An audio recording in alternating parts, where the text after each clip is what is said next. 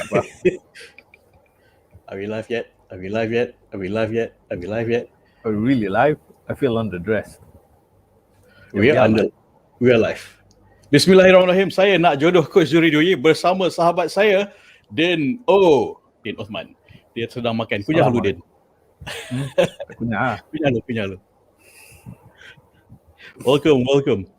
Okay. Right. Happy to be here. Are you really? Sorry, I notified you last minute sebab this thing just got to my attention about the date to marry is creepy. That's the topic. Halal versus creepy lah the topic kita malam ni. So before things spiral out of what? Spiral. Before things spiral like crazy, kita nak perjelaskan. Okay, kita nak perjelaskan. So what we're doing tonight, right now, is not to hentam anyone. Kita tak nak batu api. Kita nak people to stop batu api, insyaAllah, and give this guy benefit of the doubt. Alright, give this guy benefit of the doubt. So let me put it on screen. Yeah. I also feel like I need to apologize or put a disclaimer because it was somewhat last minute. I sempat nak properly arrange my background or find a better place to do this. I don't have a fancy light changing disco thingy in my background like someone else, but I do what I can. Right? The effect of domestication. For 500 days, my room became a Star Trek ship in the interior. Right. Okay. No, all right. It's not good. Okay. Whatever. Okay. We're live. So, keep going. Okay, we're live. Happy to see you again. Other than Dungeons and Dragons discussion. Assalamualaikum. Don't know what that is. Oh, what is that? What's Dungeons and Dragons? Okay. Bismillahirrahmanirrahim. Okay. So, disclaimer, kita start dulu. Niat kita malam ni adalah untuk perjelas because on this tweet that was sent to me by one of my client, she's a sister, and she said there's so many confusion going on, and I replied to her, their confusion is baffling. I'm baffled. Their confusion is confusing. Their confusion is confusing. Their bafflement is baffling. So kita nak perjelas. And bukan nak hentam, bukan nak batu api, kan? And I try to look for the original post. Apa pasal kau nak batu api? Tak ada. Bukan nak batu api, kan? I mean, our duty as Muslim is to unify, to clarify, and not to divide, kan? And basically just to tell the truth. That's what dakwah is, to sharing the truth. And the truth is, where does truth come from? Quran and Sunnah. InsyaAllah, we'll be sharing that. So, also, disclaimer, I am not an ustaz. Din is also not ustaz, kan? Nanti sebelum you tuduh kita orang, alah bajet ustaz konon janggut jemput je kan. So alright. So bajet alim lah. Okay, orang alim tak claim alim. Okay, memang kami tak alim pun, tak claim pun. We're just sharing from our experience as matchmaker, kan? Din and I, we're the same team, halal speed dating, bantu orang cari jodoh. And sebelum kahwin pun, we've gone to courses fiqh perkahwinan. Sebelum kahwin pun, sebelum ada jodoh pun, we went to khusus fiqh perkahwinan. Not the one yang mandated. We went to the mandated one, of course. Kan? When I went to mandated one, I tak ada calon. So, and sebelum forever, pergi je. Persediaan kan? How to be ready, you prepare. And we've gone to so many khusus fiqh perkahwinan, very technical stuff. So sharing from that and applying our practical experience as matchmakers, we want to perjelas the issue supaya orang tak confused, tak terbatu api sama sendiri, tak tersesat, tak salah faham. And okay, so Bismillah.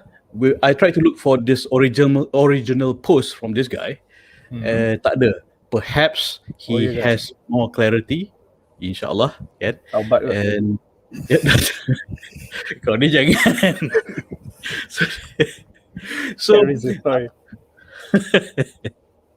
So I mean, of course, adab menasihat is to empathize and to dengan lembut lah kan. Kalau harshness is actually, I was told, if nak nasihat tapi dengan kasar, which is actually counter dakwah. Betul tak? So lembut kan. I've seen so many scary videos orang tu nak nasihat, trying to shove the holy book down people's throat tapi dengan kasar. Like no, that is actually counter dakwah when you try tak guna akhlak. So when you are forcing it and when you are rude, the message does not come across. Most likely it won't come across. Even if it does, it will take time. Betul juga pakcik tu, walaupun dia kurang ajar sikit tapi atau dia kasar sikit, actually betul lah juga. But still, it wouldn't have an immediate impact, immediate positive impact. True. Adab sangat penting kan. Akhlak, agama, iman, that's goes without saying, but it has to be said a lot. And adab nasihat kan. Would you want to share a bit about adab nasihat? Because my concern is kan, some people try to nasihat this guy but in a very harsh way. So how would you? It's Twitter. What do you expect? I mean, come on. It's Twitter. Kan, betul juga. But for the benefit of refresher, what is the adab nasihat? Contoh sunnah Nabi that Rasulullah SAW that people could try walaupun Twitter. Bismillah. Well, when it comes to advising somebody, Rasulullah SAW was stern when he needed to be, but most of the time was gentle and was also in private. When he would advise people or he would criticize somebody, it was always in private. But whenever he praised someone, it was always in public. That's one way how that I take from the Sunnah that you can effectively get the message across. It's rather than straight away terus condemn the person, especially in public, macam like social media or even in person when you do it in public. And public does not mean like depan a whole crowd or anything like that. The public could even mean just in front of their close friends or their family, just in front of 3-4 people, right? So itu pun considered in public, meaning like you're criticizing him in public. So Rasulullah SAW never did that. Rasulullah SAW always advised, number one, with adab, with akhlaq, with a gentle approach, and he uses wisdom when he needs to go a bit harsh, for example. And secondly, again, as I mentioned, it's, to my knowledge, it's mostly in private, okay, or one-to-one, or in a very close or small group, for example. And again, he used his wisdom, his hikmah. Here, kalau nak apply to this situation, you would DM him and say, Assalamualaikum, it's good that you have, I respect your opinion. I know that's where you stand, but I just want to give you a bit of advice, blah, blah, blah, blah.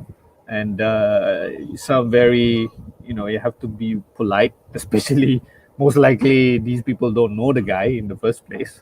So, yeah.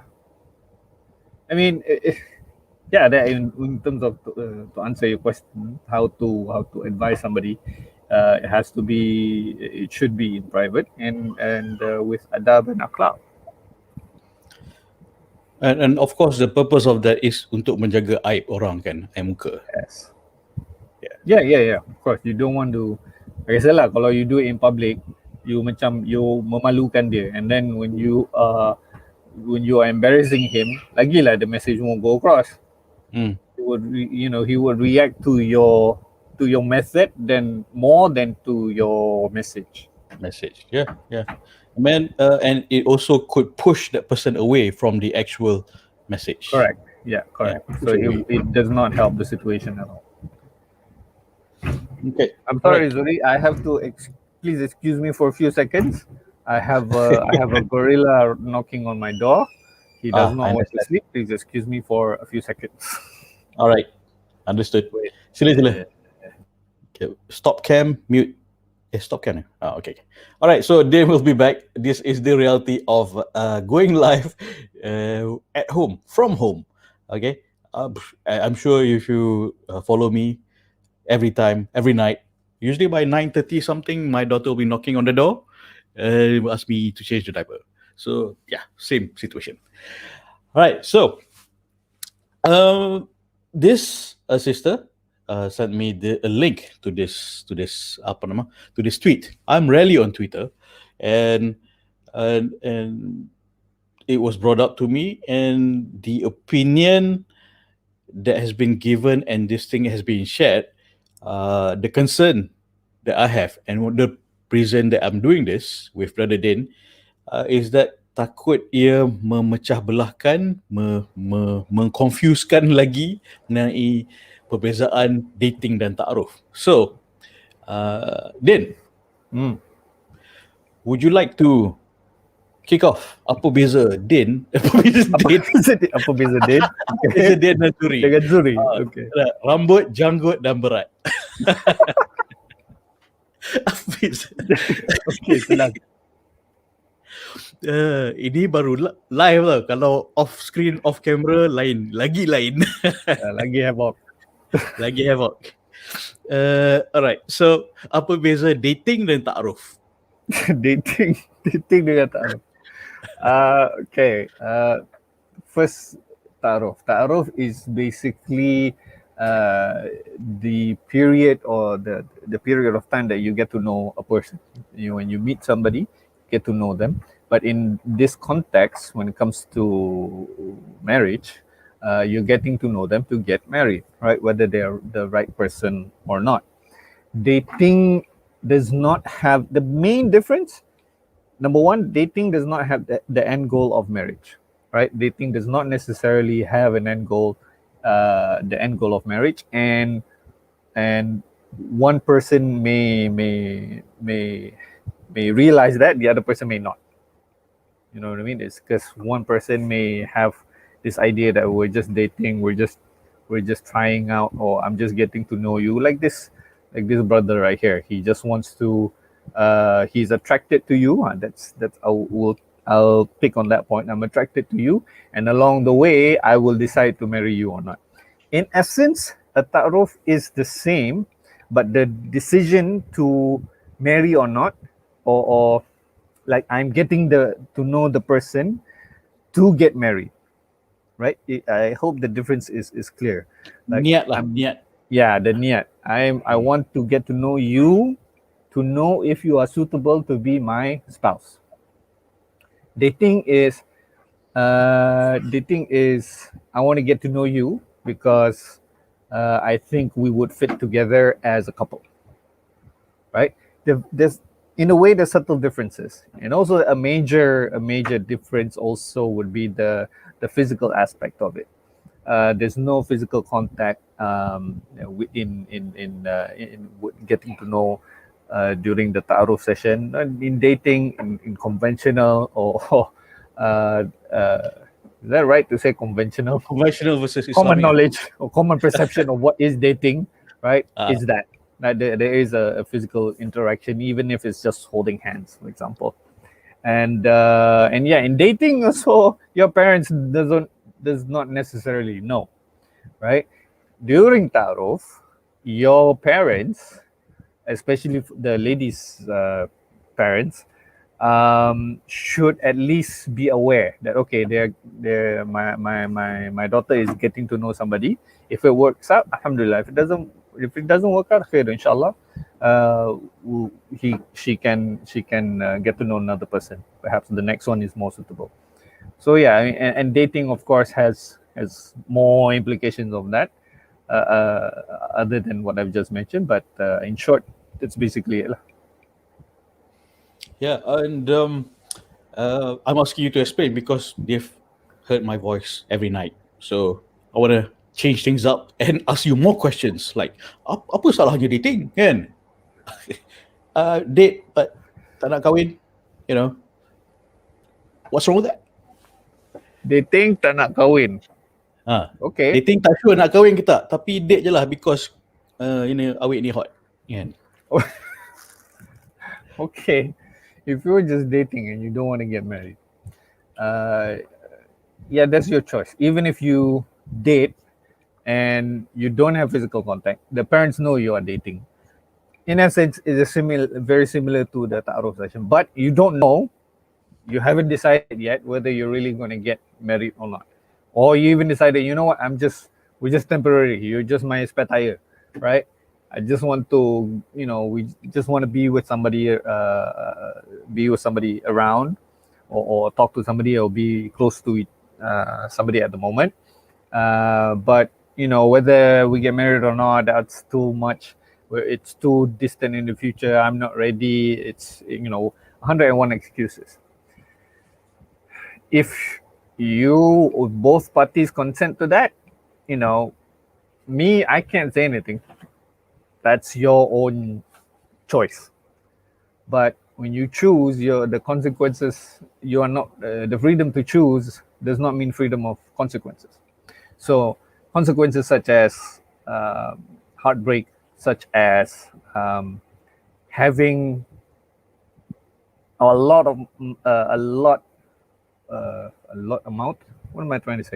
a big amount of time invested in a relationship, at the end having nothing to gain, or having no conclusion or no objective. All you had was a nice bittersweet experience that might end up in good terms, but also might end up in a heartbreak. And personally speaking, I've been through that as well. Again, I don't want to portray myself as this super angelic being, or this ustad, that so-called ustad that never done anything wrong in my life. No.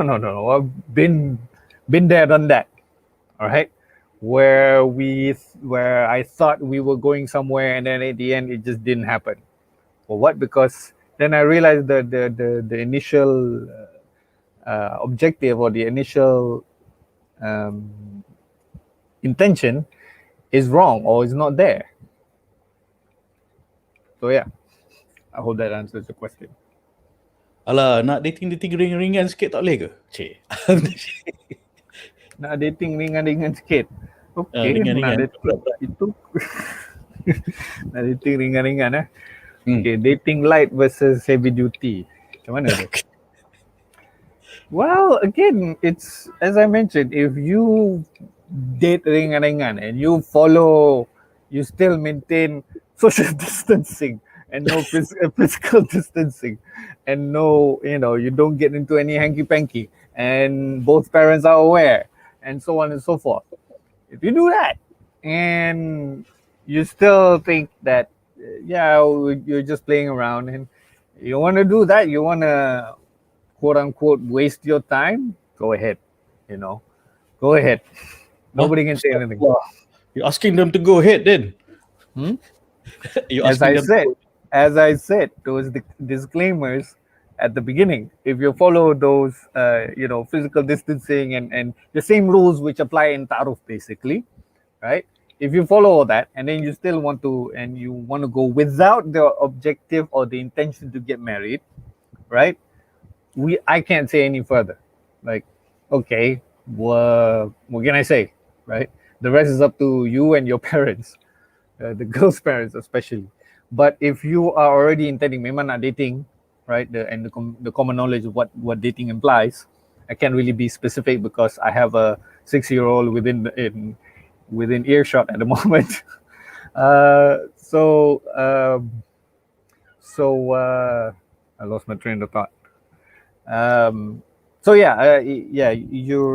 You want to do that, then of course we can say that is not acceptable by within Islam, and there are sins and punishment that apply, but that's it. So no, I'm not encouraging that. Go. No. Like, because you want to break it down, like what this guy is breaking down. Like, I want to date you to know you well because I'm attracted to you, and along the way I will decide to marry you or not. Marriage is a hell of a commitment. Yes, to have a goal towards someone new. Yes, it is. That is why that is what the ta'aruf is for. The ta'aruf session is for, to get to know the other person, to know whether you have the same goals or the same mindset, to form a commitment to each other or not, right?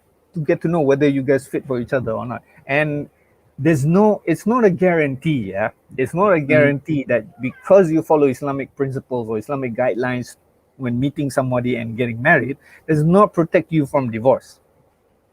Islam give us clear guidelines in terms of meeting someone, falling in love with someone, getting married to them, and staying married to them. And the last case scenario, if divorce is needed, Islam is very clear cut on the rules and the measures need to be taken if you need a divorce. It's not as simple as what people think, basically. But that's another topic. That's not a topic. So yeah. So what are the benefits of this Islamic guideline in halal dating? I'm sure you have covered this in your daily. I do, but I think I have a lot of new viewers tonight because of this tweet. I've commented on that, and I think a lot of them joined in from there. Great, welcome. So yeah, let's cover the basics. Okay, what are the benefits of having ta'aruf? First of all, when you are in ta'aruf, I don't know if you heard that. When you are in ta'aruf, first of all, your intentions to get married for the sake of Allah subhanahu wa ta'ala.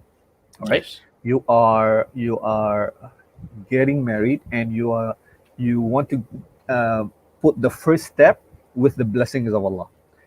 First. Second, how do you do that? You follow the rules and the guidelines that are set by the Quran and Sunnah. Okay?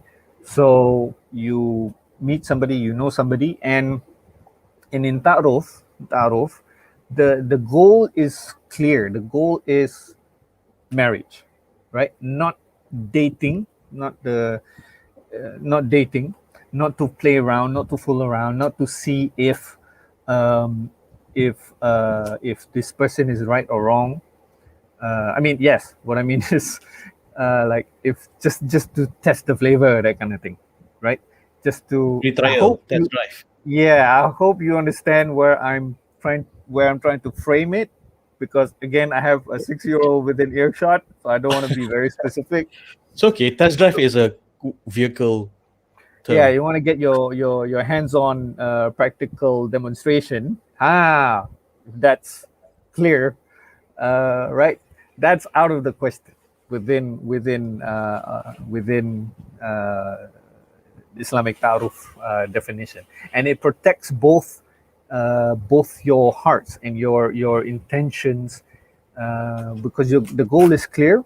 And even if you work hard in the ta'aruf to get to arrange and to work things out, if at the end of the day it doesn't work out, then you know, okay, maybe Allah is trying to protect you from something bad, or maybe Allah wants you to learn something from this experience to provide you with something better in the future. I took that as my own personal lesson of why or how certain relationships did not work the way I thought it worked, and how it worked out the way, or how it crashed the way it did, right? I know, I was how it there. ended the way it did, right? So I took that as a lesson for me. Like, okay, maybe Allah is trying to protect me from something bad, or having a bad relationship. So Allah has, alhamdulillah, granted me a happy marriage, and now happily married with 3 kids, and one of them does not want to sleep right now. So, yeah. Yep. Right?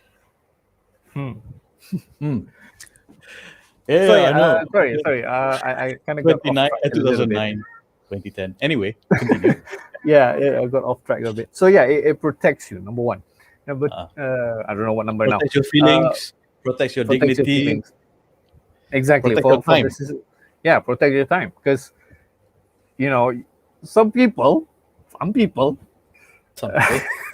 some people wasted or invested a lot of time and effort, and I'm talking years, for a relationship, thinking that it will end up in marriage, but it just crashed and burned at the end because of certain reasons that I don't want to share right now. So yeah, um, so yeah, when after that I learned about the Islamic guidelines of ta'aruf and what you can or couldn't, can't do, what you shouldn't do, how you should approach things, how you should approach the other person, the parents, and so on. Then even then, I still struggled. I still had um, certain bad habits that you can't throw out, right? But along the way, still managed to learn and practice. Alhamdulillah. What But else? the What else is struggle was the definitely a benefits? lot less drama, Oh less yeah, anxiety, and yeah, and uncertainty. mm, and you just you understand that this is not going to work out. Okay, end it, move on.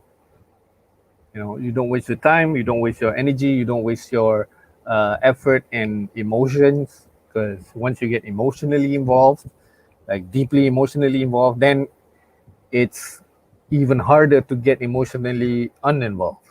You know what I mean? But yeah, what else? What else?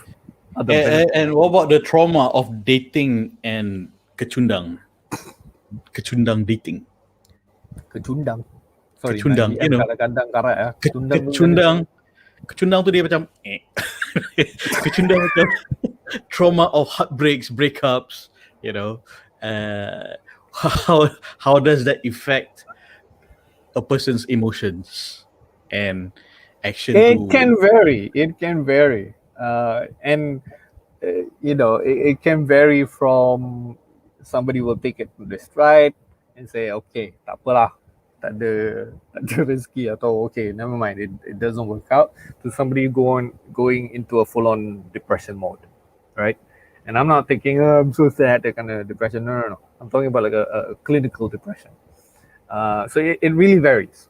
And whether it's dating or ta'aruf, when you get really emotionally involved, it can get very hard to get emotionally uninvolved, or to remove and to be really to let go and really move on. It's very hard. Uh, so yeah, ta'aruf gives you that guideline. How you weave about, how you work through it is up to you and the other person. And at the end of the day, it is by the grace and the will of Allah if everything works out. If it doesn't, again, it is with the wisdom of Allah why it doesn't work out.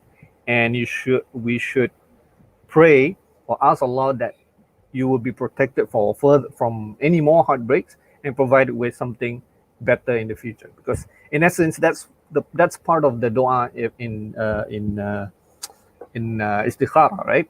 You ask Allah to if this decision you're about to make is good for you, make it easy for you, and make it. I forgot the dua already. Itulah dah lama tak practice. So oh dah kahwin tu lupa yeah, dah kahwin tu lupa. as one sheikh said, you need to repeat. You need to have constant practice of this of dua istikhara. But that's another topic that I won't discuss here. Okay. And okay, so basically he said that, but unpopular opinion, bracket question mark, but date to marry is creepy. All right, so Creepy.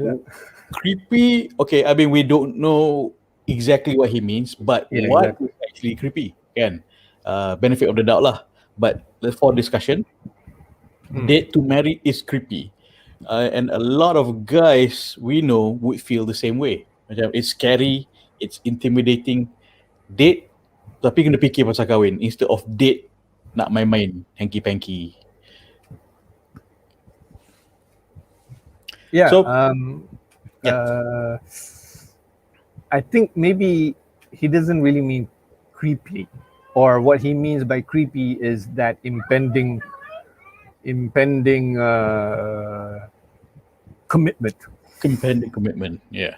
impending block and massive thing called fireball called commitment. And guys are usually the Fireball. most scared of commitment, or scared or intimidated by commitment. Perhaps he means intimidated. Intimidating. Yeah, correct. That's how I understand it. And how does one go about lowering intimidation of commitment? How do read up, Read up. get to know, Yeah, get to usually- know what because there's a lot of misconceptions, and there's a lot of people that can give bad advice as well. Yep. All right.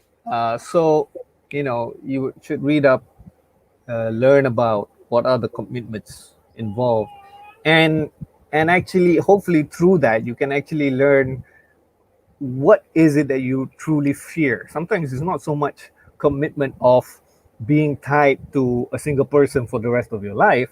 Some guys have feared the commitment of being responsible over somebody for the rest of their life. Mhm. Right? It's that responsibility that they're scared of, and then coupled with the future father-in-law who's not making it easy, right? It's even worse. That's even more reason for the guy to kind of chicken out, right? So kalau dapat yang tu memang susah. But if you have to kind of break that wall within yourself, break that mental block that you have, if you have fear of commitment. I did, and I just at one point I just said, okay, basically I just took the plunge. I can't, you can't act of be faith. scared. Yeah, exactly. Do your take the necessary precautions, if you will. Make the Preparation? efforts. Preparation. Sorry, not precautions. Preparations. Precautions. Precautions. I'm about to go on an adventure. Make the necessary preparation and effort. Make the effort towards meeting someone and getting to know someone according to the Islamic rules and guidelines, according to the Quran and Sunnah. And then if everything goes right, then go for it. Bismillah. Yeah, it is those fear of not being ready. Usually the usual excuse is not being ready. Why not ready? I don't know. I don't feel it. Satu. Second is tak ada duit, tapi tak ada plan nak kumpul duit, kan? I know a guy daripada university. He's so serious about a particular someone. Kat university dia duduk makan Maggi je, kan? And then tapi tak jadi. So I mean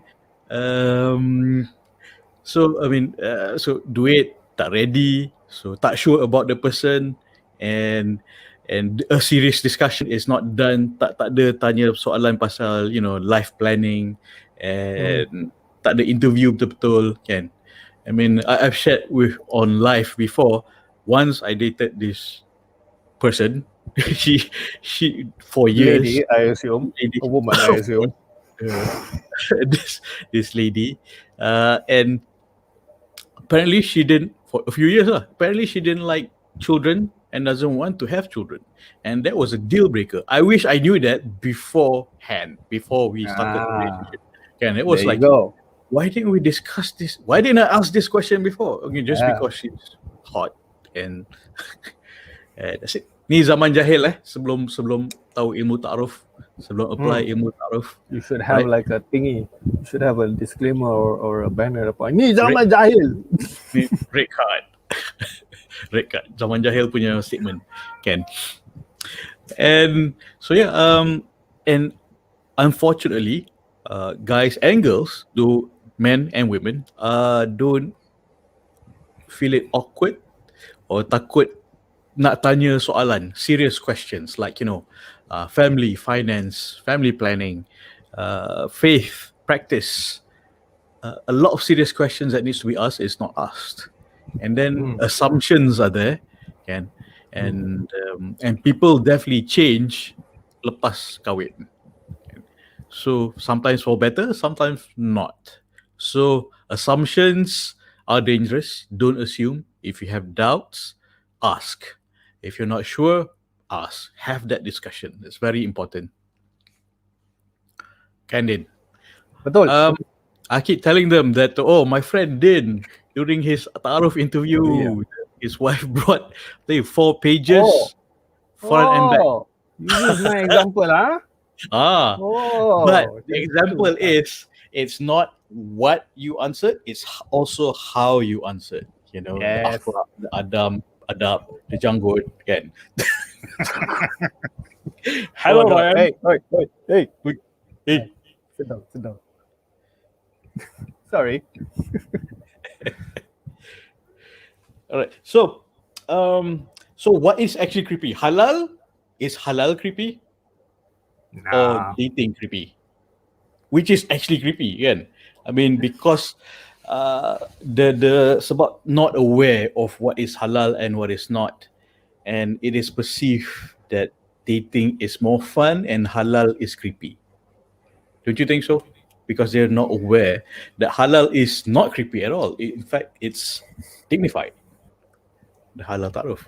Yeah, this is one of the things that we discussed during halal speed dating days when we were active, and what we realized when we did sessions. You know, the pre-COVID eras, when people used to meet each other face to face. Right. Anyway, we realized that the word halal, the term halal, is a safe space for women. They see it as, okay, this is a safe space where I can go and meet serious individuals, serious men who are willing to be committed and who aim to get married, just like how I am, just like what I'm doing. This is just like what I'm intending, is to find somebody to get married to. But for guys, however, it's not the same. For guys, they see it as the word halal, or the term halal, they see it as an intimidation factor. They think it will be, they think it will kena nikah terus, number one. Number two, they think that everyone that come is all level ustazah, all level hafizah, right? Semua dah hafal Quran, semua boleh cakap Arabic and all that stuff. In fact, not true, that's not true. In fact, I remember one guy in particular, after the session semua dah habis, I asked him, how is it? Okay lah. Rupa-rupanya all the perempuan kat sini normal je. Normal? What do you mean by normal? What do you expect? Kan? In my head, it was that lah. In my head, it was that, like, what do you mean normal? Like, but then I asked him, normal macam mana? What do you mean? Tak adalah. Saya ingat yang datang halal speed dating ni semua level-level ustazah. Rupanya tak. Ada yang macam alim sikit, ada yang very career oriented, ada yang memang nak jadi housewife, and so on and so forth. Very, very diverse.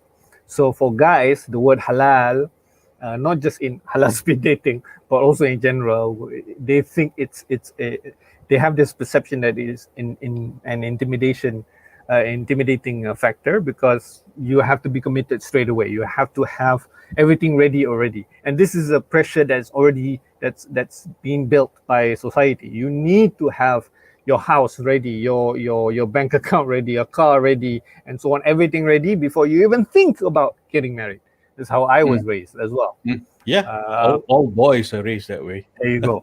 And that's true to a certain degree, but not always, and not like you have to be completely ready. No, you can negotiate. That's the beauty of ta'aruf as well. You can negotiate, and you can compromise. Both parties can compromise, and so on, right? So the word halal means different to boys, to men and women. Yeah. I mean, it's something that we're still working on creating the awareness that halal ta'aruf, which is different from dating. There are similarities and there are things that is completely not allowed, kan?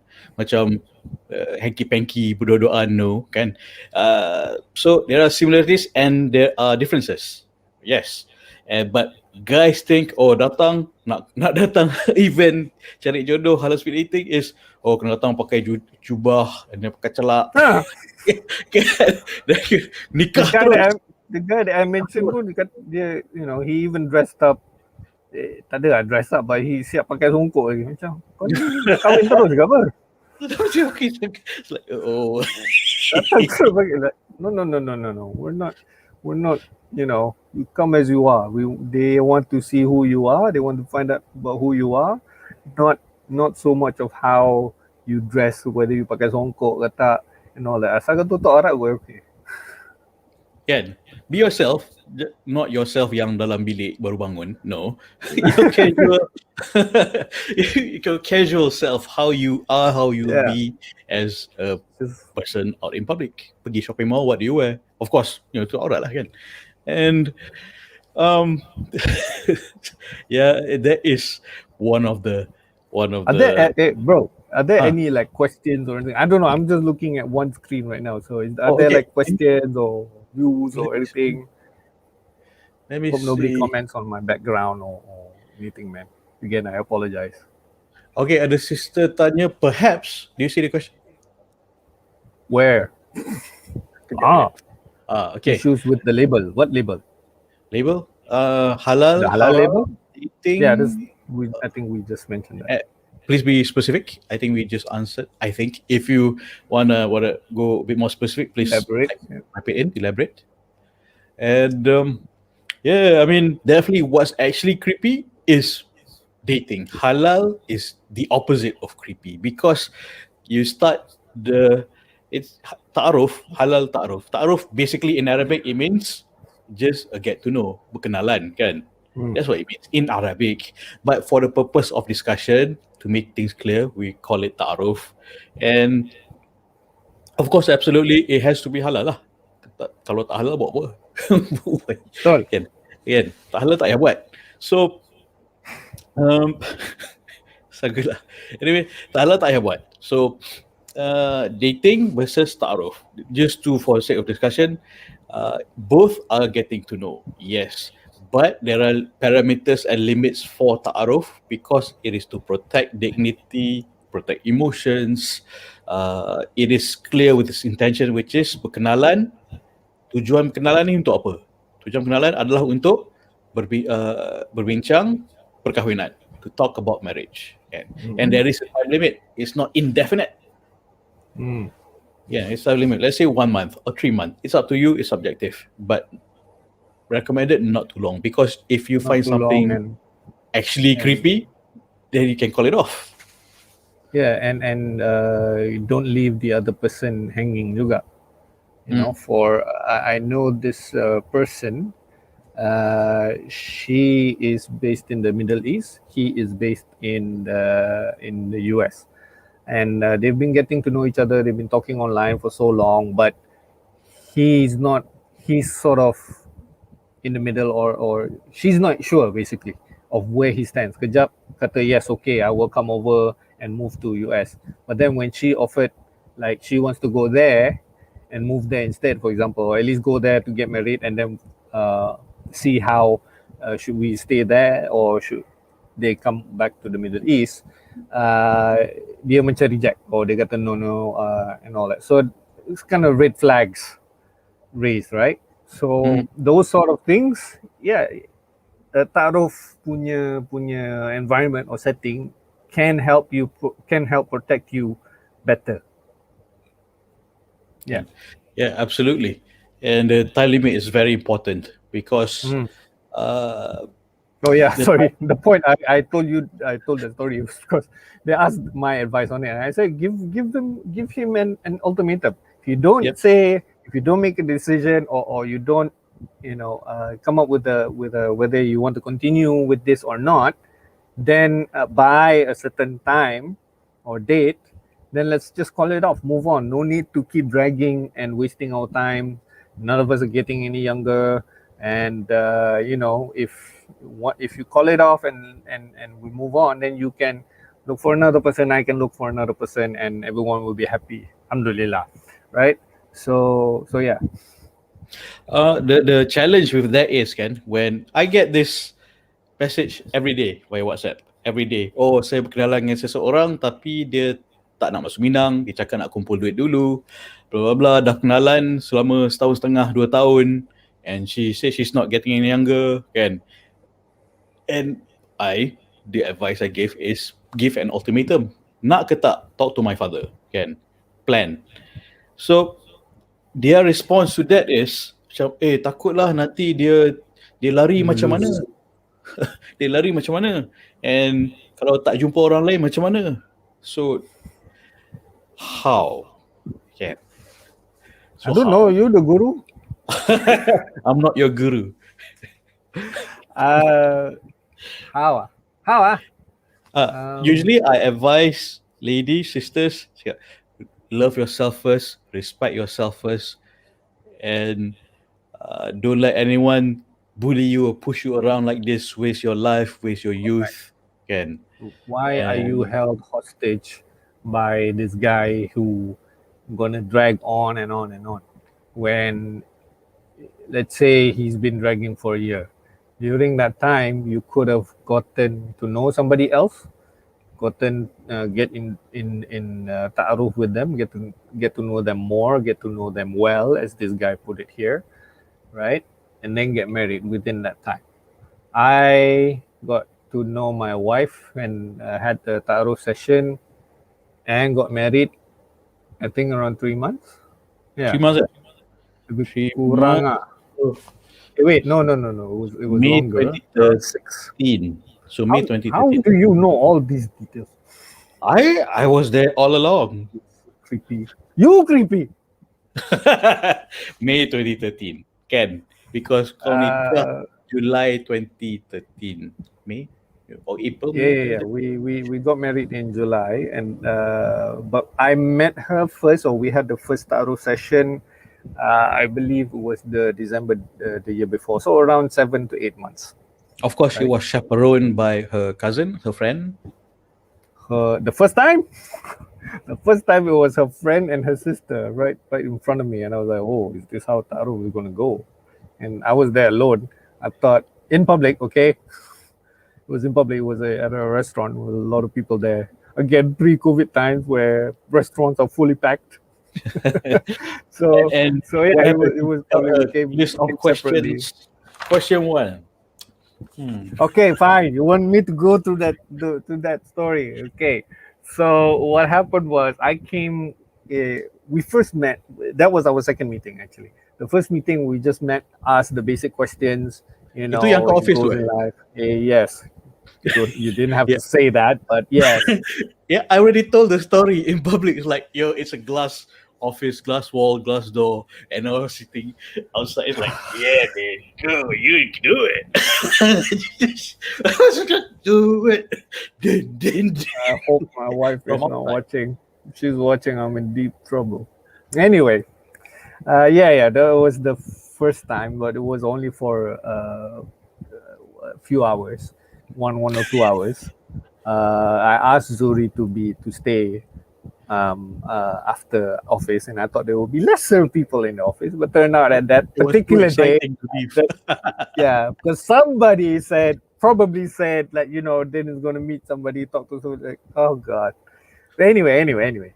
So we met the first time. It was a couple of hours, and it was very nerve-wracking, very nervous for me. It's not the first time I met her per se. I've had some interaction before, but it was like very formal. Assalamualaikum, brother. Assalamualaikum, sister. We need your help with this, because she was a volunteer at the office where we work.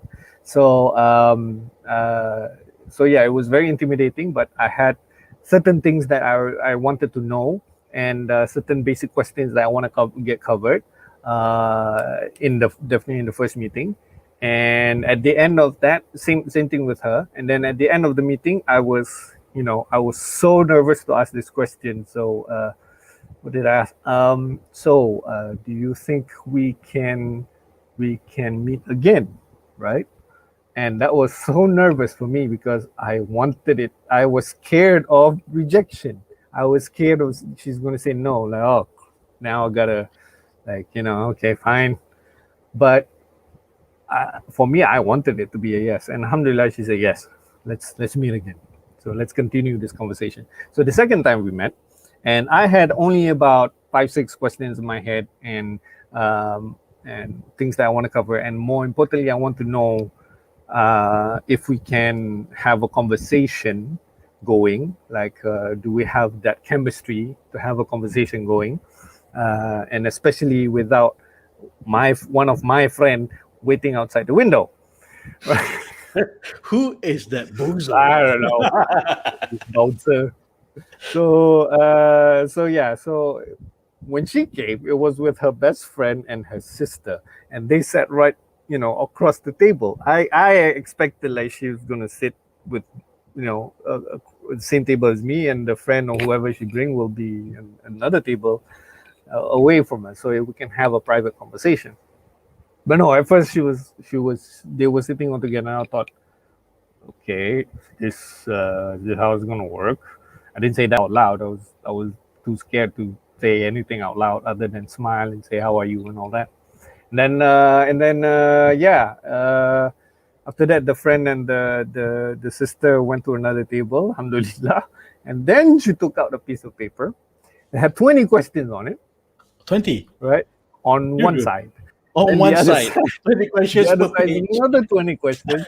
So I had to answer one by one, and a lot of those questions, after we got married, a lot of those questions, she said, was not the answer she was looking for, but it was the way that I answered that showed my level of maturity. These are her words, not mine. Showed my level of maturity, understanding, confidence, and whatever that she liked. So she was more drawn to that, and can see my line of thought, or my maturity. She liked that more than some of the answers that I gave, right? Even a question about polygamy, which was interesting. So so alhamdulillah, we met a couple of times. After that, gave the father a call, and everything went well, and we're married today, alhamdulillah. Alhamdulillah. Kan. And masa soal jawab tu, nervous tak? Gila nervous, of course lah. Kan. I was damn nervous, but I had to macam, okay, I know you're nervous, but I had to kind of keep in mind that, okay, it's just, let's see if we can get a conversation going. Of course it's nervous. And even after that, after I got back, I thought about some of the things, and it's even more nervous and nerve-wracking. I was happy, but very nervous at the same time. But, that's part of ta'aruf. That's part of marriage. It is a serious commitment, yes. But absolutely. But some folks would feel macam, alah, too nervous of a moment to go through. So dia orang tak tanya soalan yang penting. So that's dangerous. And yeah, well, it's different for different people, I would say. So then I know this guy. Alhamdulillah, they got married. But this guy was very adamant about polygamy. Let's just say that. For the first time they met in the ta'aruf, he already mentioned that. I was like, dude, at least try to cover scale lah. At least scale it down a bit. You don't have to be so adamant and so confident about it, But at first it didn't really. It had a rocky start, but after that they it worked out, alhamdulillah, and they're happily married now, alhamdulillah. It's different for different people. For some, who are very they're very certain, and they know what they want, and they just and it's hard to change their mind. For some people, they know that they're getting into this, and they know they want to discuss and for lack of a better word, negotiate and see where they can compromise, where they can compromise, where they can't compromise, and so on, right? Both for the guy and the girl, because some girls, for example, can't compromise on living arrangements or Polygamy. working arrangements or Working, polygamy, right? Mm. So on. And I usually remind the men and women, if this is a point, this is something, if it, especially if it's important to you, you should really discuss this. You want to or you don't want to, you plan not to. And it's very important. What? It has to be discussed. Plan not to polygamy. Right. Yeah, of course. It has to be discussed. Jangan takut tanya. That's the problem. Kalau takut tanya, you left to assumptions and anxiety. That's the Yeah, problem. you might not want to ask in the first meeting. Of course. Maybe ask more pertinent questions, or more more about life goals and living arrangements and career Course, arrangements, interests. children, and so on. Right? Icebreaker questions. Icebreaker questions. Then in the second, third meeting, then get their thinking about the polygamy, I guess. Yeah, definitely. So true. And one of the things that usually I point out is you have to know what you want first. Write it down. And if Yeah. you don't know what you want, you tak kenal apa yang you nak, you tak boleh perkenalkan diri dekat your potential calon tu. So susahlah dia nak kenal dan cinta, tak kenal maka tak cinta. So if you don't know what you want, kan, you can't communicate what you want, then anything goes. That is dangerous. That's your own. Okay, then let me ask you this then. What if I don't know what I want, but I will know what I want when I see it? Or I will know what I don't want when I see it? And then you have not figured out yourself. Anything goes. That I would say you are the red flag. You have a red flag. Because you don't know what you want. Habis tu kau doa apa? Apa-apa je lah, kan? Macam aku selalu bagi contoh lah, macam kau pergi restoran and then waiter tu tanya, nak apa kak? Apa-apa je lah. Lepas tu dia bawa x-ray. I didn't ask for this. You got an x-ray. You say apa-apa, kan? There you go. So janganlah apa-apa. That you are the red flag. You have a red flag. You have a red flag. Alright, okay, awesome. So we've discussed a bit about creepy, and then let's go a bit into second paragraph. I date to know you well. Hey, where you going? Yeah. So this is someone go back up. Yeah, good. Oh, that was his original one. Okay. This is someone commented. This lady, she, for the benefit of people on Telegram, I'm going to read it out. So this lady commented back on the original tweet is, dia cakap, I date to marry, not for a temporary relationship. I date with your flaws. I date with your insecurities. I date with your weakness. Yeah, true, good. At the same time, nak reiterate balik, there's a difference between dating and ta'aruf. Kan? One is Islamik, one is conventional. So you can watch the earlier videos to understand kalau you baru join. Okay, it's good. Her intention, date to marry, good, but the dating itself, the method, to something that you need to differentiate dating and ta'aruf. But your intention, at least that's clear. What I would suggest is to put a timeline. How long are you going to discuss about marriage? And be clear. And be clear. Katakan you niat hati nak kahwin, you kenalan this guy, but this guy macam tak sure, kan? And then he might lead you on dating bertahun-tahun. Last he breaks up with you, kahwin orang lain. Happens a lot. I get these messages every day, at least once a day. So happens too often. Sometimes the guy is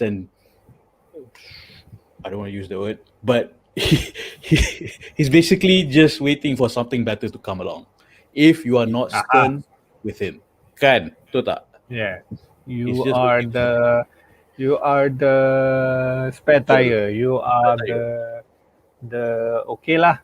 You are the I'll settle with you. Yeah, it's like you are the what you call backup that? girl. Kalau is that what? Yeah, backup girl.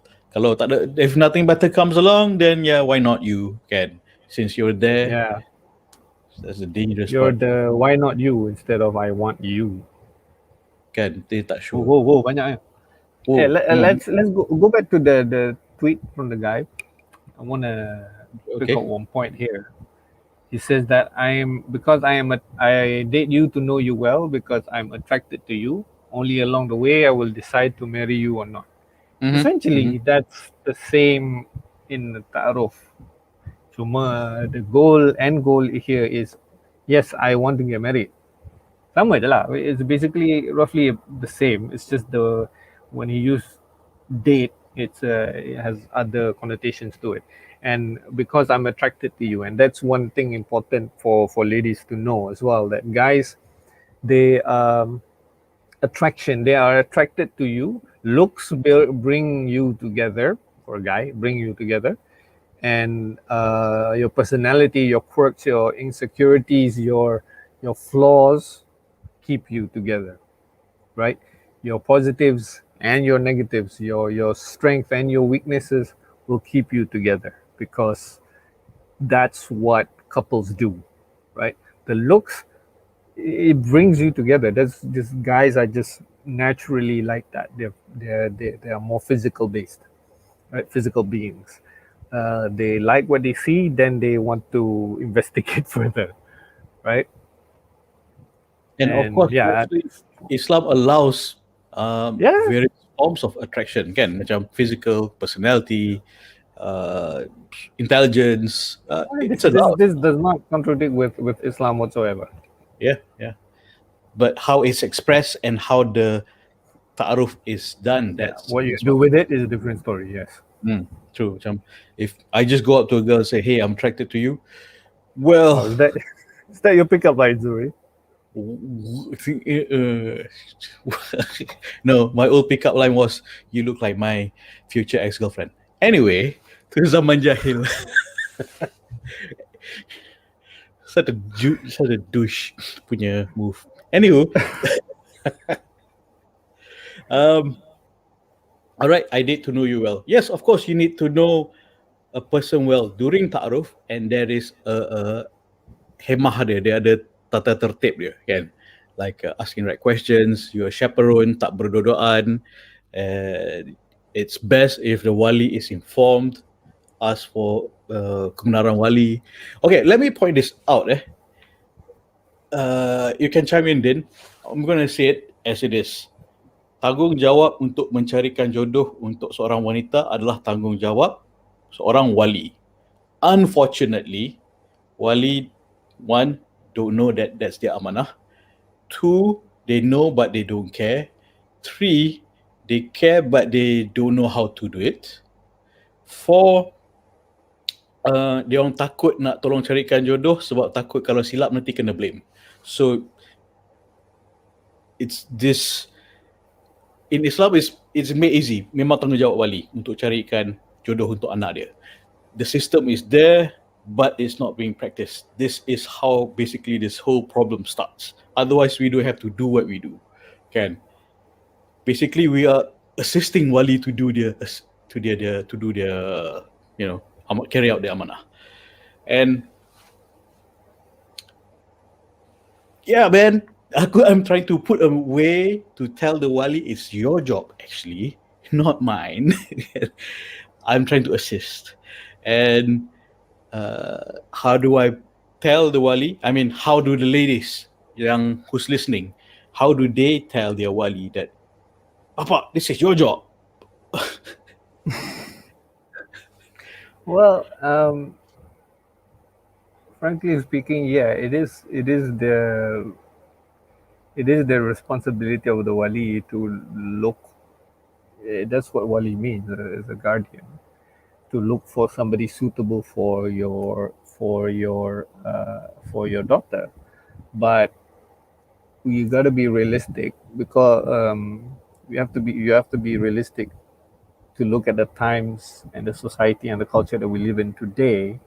That might not be the norm. It is not the norm anymore. yeah, you might want to reintroduce or remind people that is the role, that is the key aspect.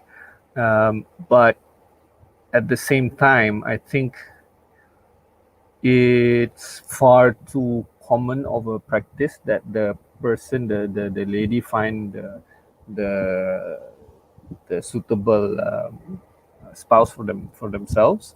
That it's because, and also because of the points that you mentioned, the 4 points that you mentioned, it becomes hard to reinstate it, that fact. But Islam does not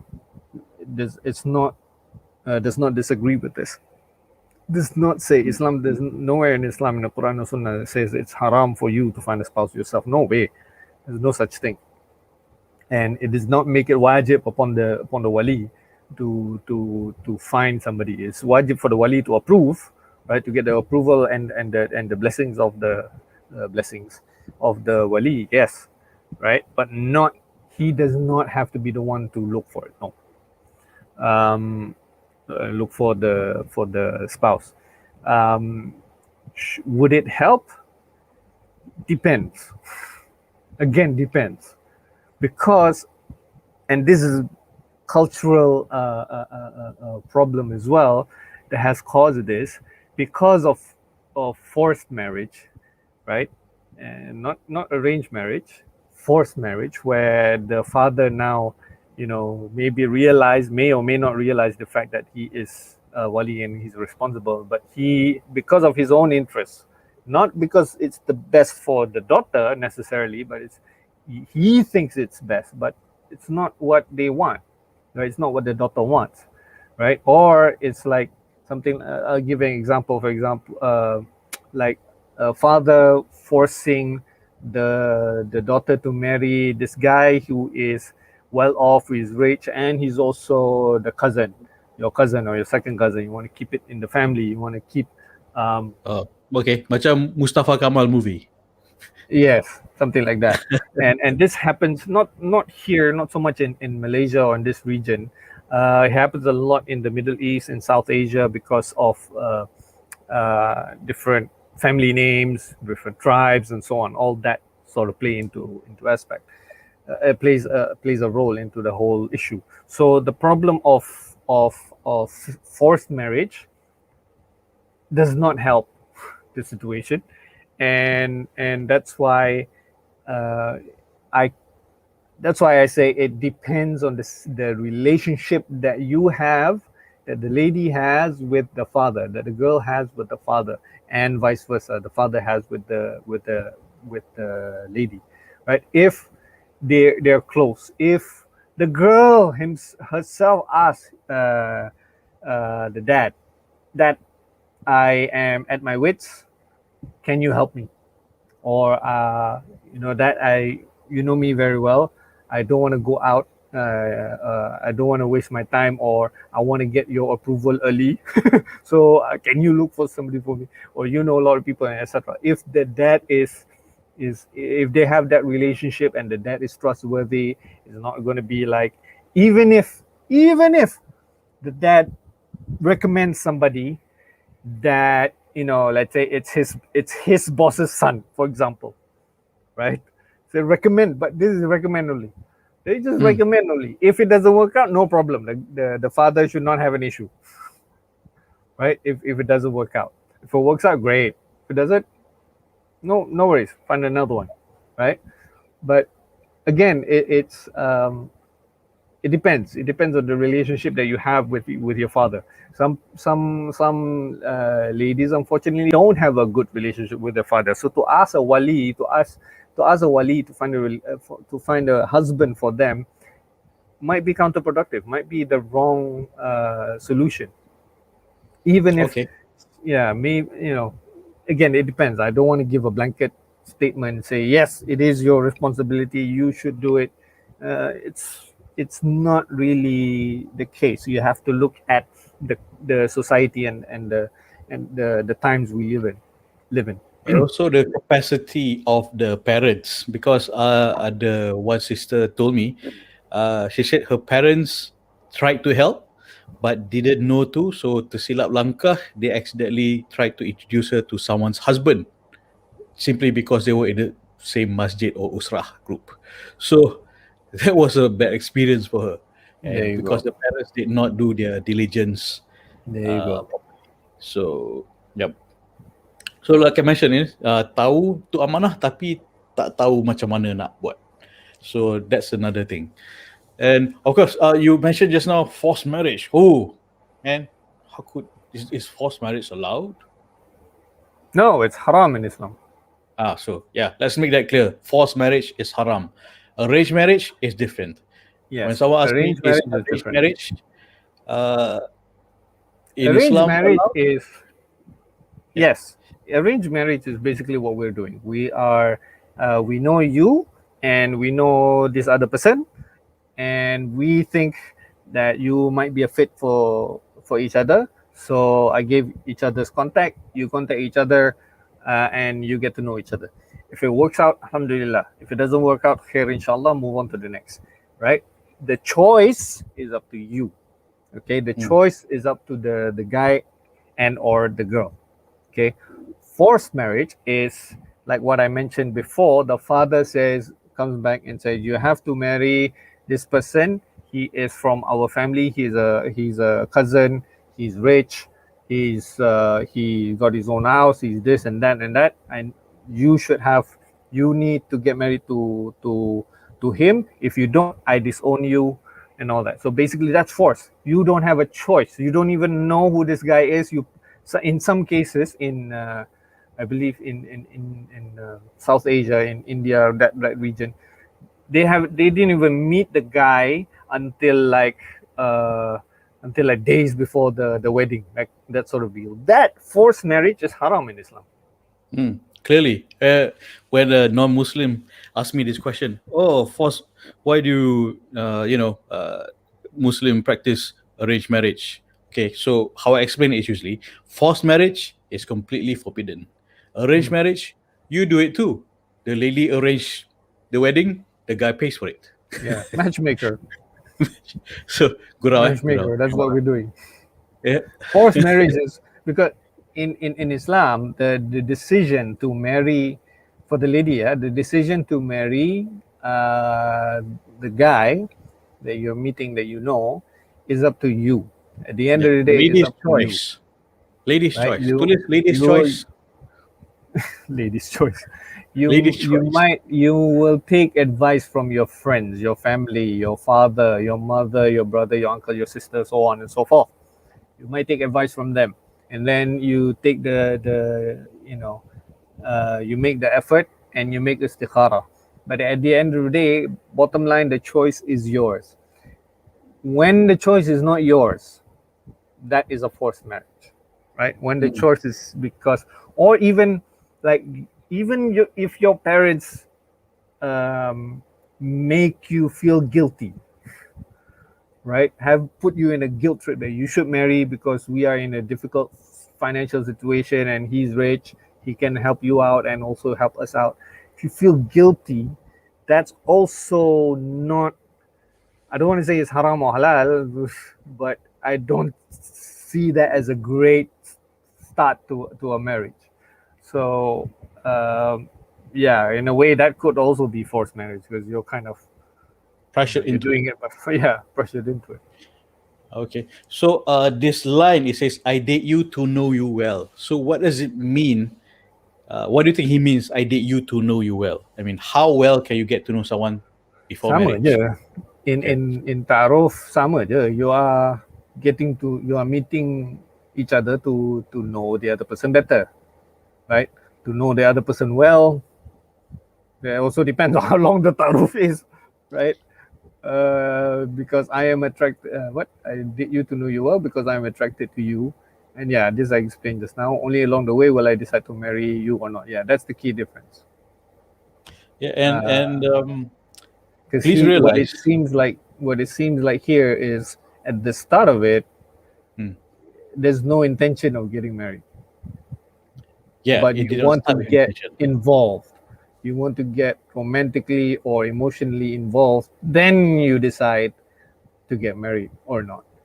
In Islam, you have that decision to get married or not, get to know the person, then get emotionally and romantically involved. That way, your heart grows fonder even more after marriage compared to if the romance was there already before. Because once after marriage, there's nothing really new that you want to explore romantically, right? Emotionally.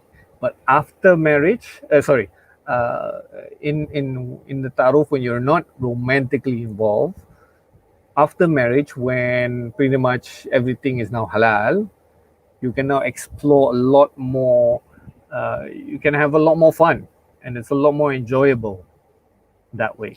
Perhaps it wasn't very clear. Okay, sebelum kahwin, it's you should not invest emotionally and romantically.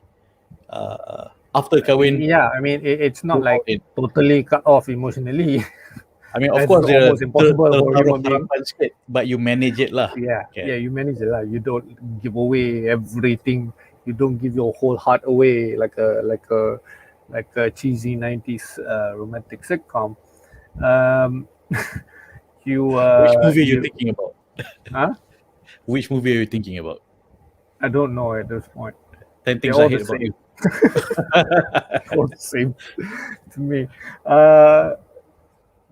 Yeah, the key difference is you don't get emotionally and romantically involved beforehand, before marriage, and you do only after marriage. As the famous saying goes, cinta selepas kahwin, right? Selepas nikah. That is a lot more, you value that a lot more compared to if you already have it before and then you just there's new things. I won't say there's nothing new, but after marriage it's like an extension of your current relationship, a small extension of the current relationship that you have. It's just more binding right now.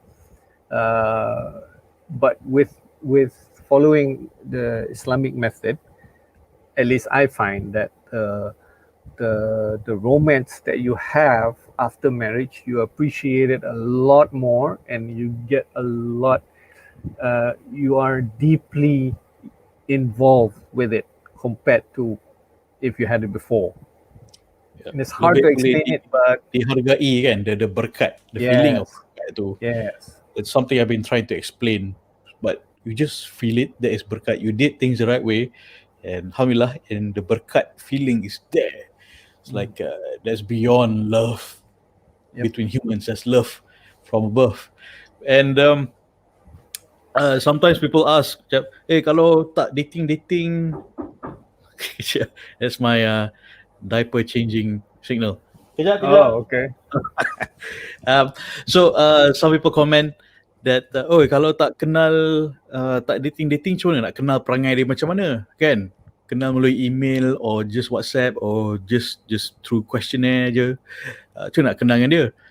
So I think we have to say this, learning from experience of orang yang dah berkahwin dan date. People change lepas nikah. It's not the same person. Dia perangai lain sebelum nikah and selepas nikah. As a wife, as a husband, that person perangai lain. Sometimes better, sometimes not. So it's not exactly the same person you're dating. That's the thing. Something that has to be said. Siapa tak setuju tak kan? We get this a lot from married men yang dating, lepas tu kahwin, and it's like she's not the same person I dated. You know, it's like it's the same. It's like this.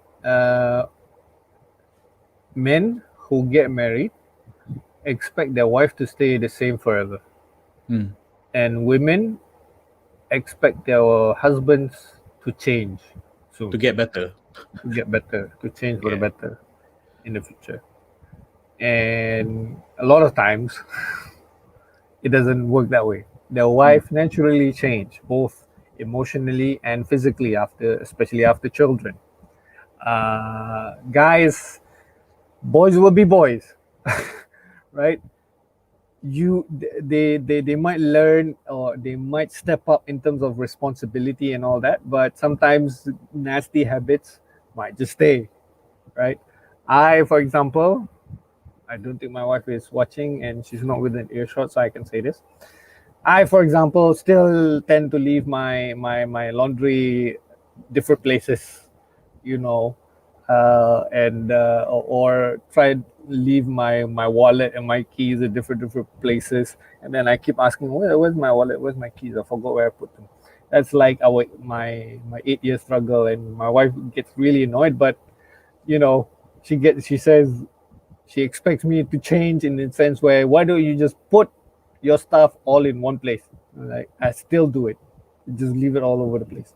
But that's just me, right?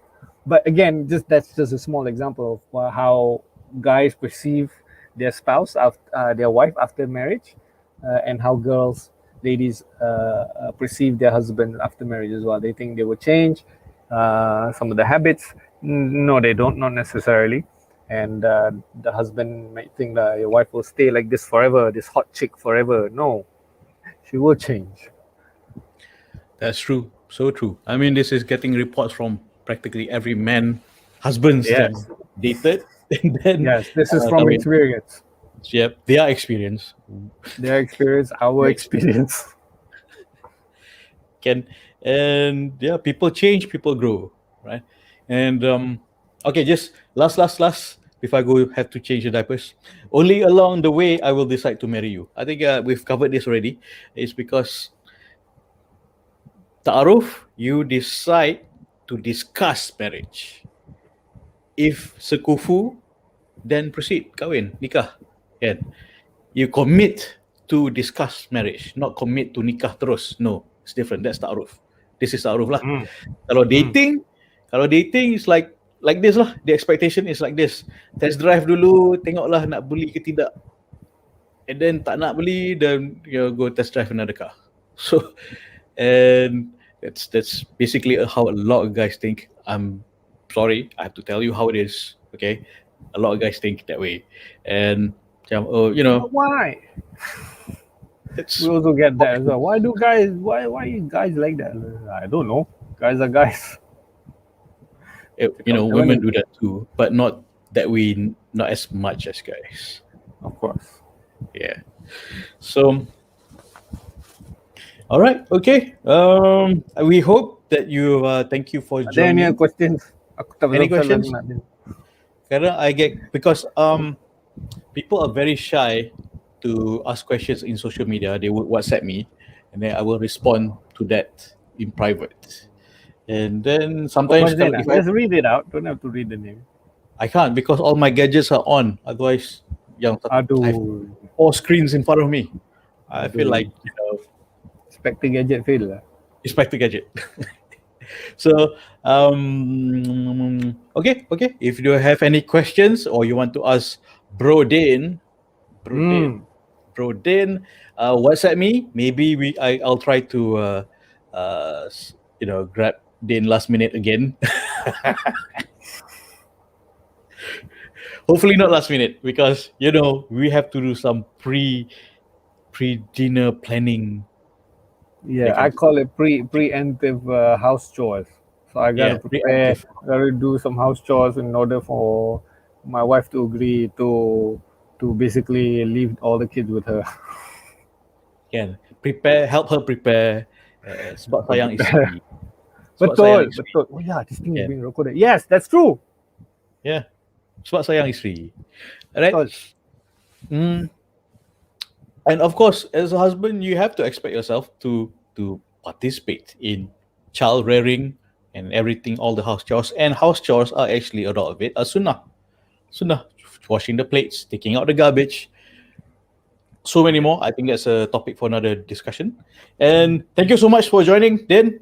No problem. Next time I'll try to have better funky multicolored lighting in the background, but I don't. So maybe next time I'll figure it out. Maybe. All right. So usually aku bagi homework. Some homework are just for a catharsis punya activity, exercise. Okay. For them to luahkan perasaan, and some homework is more productive, as in like, you know, write tulis surat cinta to yourself. Why do I give such homeworks? Is because I notice If I just give technique dan strategy, which is so easy, it's just like 5 things. One, cari among your friends and network or social media or dating apps. But duit dengan berhemah, ta'aruf, kalau sekufu, nikah. Basically, just a few steps. But if they don't know how to do it the ta'aruf, the syariah way, and there'll be a lot of confusion lah, macam ni lah, macam this person, or these questions will come up, and a lot of confusions will happen. So, and also at the same time, why I give such homeworks is because need to remind them that to love themselves first, to respect themselves first, not to be treated like a practice girl. A lot of these women that I interact with, they're highly educated. They're doing their masters, they're doing their doctorate. Unfortunately, they don't think themselves well enough. They're smart women, and actually tough in a lot of areas in their life. But when it comes to dealing with men, they're not putting their foot down, not being firm. And that's why this exercise that I give is to remind them to love yourself, be firm. Firm tak semestinya garang, tak semestinya cengeng, yeah. It's a kedah word. Okay. Firm, respect yourself. So if you want someone to respect you, you respect yourself first. If you want someone to love you, love yourself first. So this exercise biasanya I've been giving non-stop the past week and a half is tulis surat cinta to yourself. And apparently that is the hardest exercise I've given from the feedback. It's because they have never Wrote a letter. They have never told themselves that they love themselves. Yeah. Kan? I would have issues with that as well. I wouldn't say issues, but I would say that would be intimidating as well for me.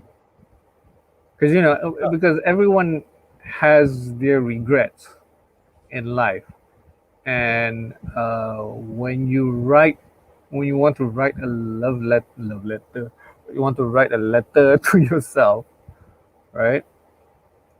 Yeah, it becomes intimidating, and because all those mistakes and those regrets that you did start to come up. Yeah. And jadi in fact, macam you mentioned this. Uh-huh. My wife, as part of her university exercise 10 years ago, they asked all the students to write a letter and to put it in a bottle, in a capsule somewhere, and then read it later. And then 10 years have passed, and recently, in this past week or two, they sent her an email. This was the letter that you wrote to yourself, and she cried, because it just shows the different perception of yourself and how you have matured and evolved throughout those years. Because 10 years ago, you were a very different person, right? Most likely. So yeah, I think that's a very good exercise. Yeah, Don't have to wait 10 years to read it. It is a bit of an rather intimidating exercise because it's a lot of self-exploration and a lot of accountability required. So yeah, so tonight aku bagi exercise yang senang sikit, which is share your creepy. The love letter, I keep saying, don't write that love letter to me. It's to yourself. Nanti I don't know what to explain to my wife. Okay. So the homework for tonight is share your creepy dating story if you feel like it, if you feel safe. And sometimes you just need to share it with someone. I'm here to. You can WhatsApp me, and I can address it. I won't mention name, of course. Can I do that? Can I do that to you? You wanna say it to me right now? Or just tell me, man. My creepy dating story with you. Okay. I'll WhatsApp you. With this number, this is my Nak Jodoh number. Oh. I think it's good if both guys and girls share these creepy dating stories, so that also we can Zuri, not we, Zuri can can also highlight to other people what are some red flags you should watch out for. Because sometimes Yeah. it takes another person to highlight something, then you realize, hey, wait a minute, that should be a red flag, or it should be known to others. So yeah, Ambil so ambil I iktibar lah. definitely encourage this. You Yeah. should share your creepy. That's the theme of tonight, I guess. Dating story. So everyone can to- boleh ambil iktibar. Of course, I won't mention names, kan? The only names I've mentioned is Din. without my consent. Well, you did the right thing, a good thing, and they took iktibar. I keep saying it's not how you answer your ta'aruf questions. It's not just what you answer. It's also how you answer it. Kan? Yep. Okay. All right. Thank you so much, bro. No worries. Happy to do this. All right. Please So don't do the lastminute.com again. That's all I ask. I wanted yesterday. Yeah, in fact, I do have a deadline yesterday. Okay.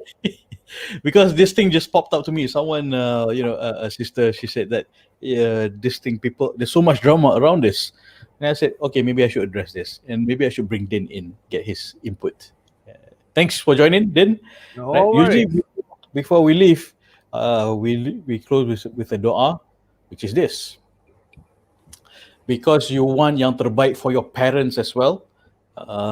And semoga lagi afdal, kan, Allah nak kita do things not just for us, kita nak kahwin because of us, but kita nak kahwin untuk our parents punya happiness as well, insyaAllah. So that's why it involves minta pasangan menjadi menantu yang baik pada ibu bapaku. That's why I put that there. Right. So bismillah, sisters, type amin. Okay, bismillahirrahmanirrahim. Ya Allah, aku minta pasangan yang menjadi menantu yang baik pada ibu bapaku, yang disayangimu untuk mendapat keredaan-Mu, berganding bahu bersama kejannah-Mu, ya Allah. Amin. Amin. Okay. Alright. Okay, so send me your homework. This is my WhatsApp number. Okay, thanks, Zin. All No the best. worries. Jazakallah khair for having me.